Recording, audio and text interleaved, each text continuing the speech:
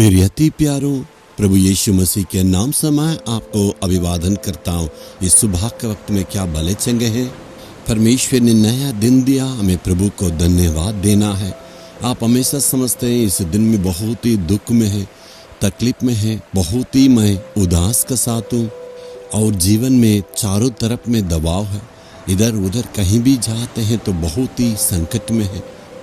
पढ़ने के वक्त में इतनी दबाव के साथ है और काम करने के जगह में चारों तरफ में सतावट है। बिजनेस करते हैं आप, उसमें भी बहुत सतावट है, दबाव है, चारों तरफ में बहुत ही परेशान किए हैं और इतना कानून आ गए हैं, टैक्स का दबाव भी बढ़ गया। क्या बिजनेस करें कुछ भी पता नहीं चलता। बाइबल में कहता है अंतिम दिनों में ऐसी ही परिस्थिति होगा। शांति की खोज में रहेंगे लेकिन उन्हें शांति नहीं मिलेगा। दुनिया के लोग शांति के बारे में कहेंगे जरूर शांति मिलेगा, लेकिन ये अंतिम दिन संकट का दिन है। आप ये मन में विचार किए हैं इस अंतिम दिन में हमारी जिंदगी कैसे रहेगा। एक प्रभु का दास अपने अनुभव को क्या कहते हैं देखिए, 2 कुरिन्थियों 4:8 में, हम चारों ओर से क्लेश तो भोगते हैं पर संकट में नहीं पड़ते। चारों तरफ में क्लेश तो रहता है लेकिन संकट में नहीं है। निराश नहीं रहेंगे और दुखित नहीं होंगे। चारों तरफ के दबाव में भी हम आनंद के साथ हैं। हमें देखने के वक्त में आपको तो ये सोच में रहेंगे, आप तो हमेशा सेवा के कारण से इधर उधर यात्रा करते हैं, आपको तो कोई चिंता नहीं है।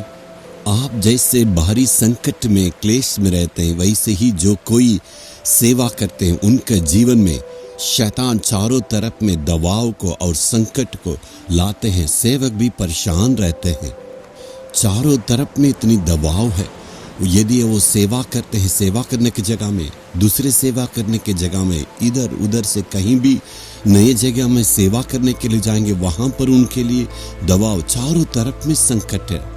कभी कभी लगता है क्या करेंगे, आगे बढ़ नहीं सकते हैं ना, चारों तरफ में दबावें आते हैं। मनुष्यों के द्वारा चारों तरफ में दबाव है, ऊपर अधिकारी के द्वारा भी चारों तरफ में हमें संकट आते हैं।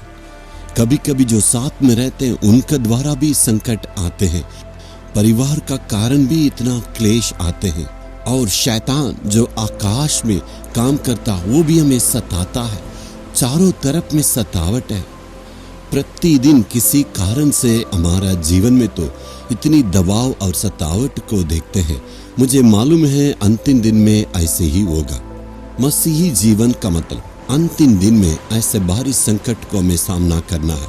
यीशु ने कहा दुनिया में तुम्हें जरूर क्लेश होगा। यीशु ने कहा मैं दुनिया को जीता हूँ, मैं तुम्हारे संग हूँ। वही हमारी उम्मीद है, वही हमारी विश्वास है। यदि संकट मुक्त जीवन बिताने के लिए प्रार्थना करेंगे तो उत्तर नहीं मिलेगा। इसका मतलब यही मसीह जीवन है, ऐसे ही हमें रहना है। यदि आप सेवा करते हैं तो जरूर अपने क्रूस को उठाना, इसका मतलब निंदा अपमान को सहना पड़ेगा। सेवा में ये सारी बातें जरूर देखना होगा।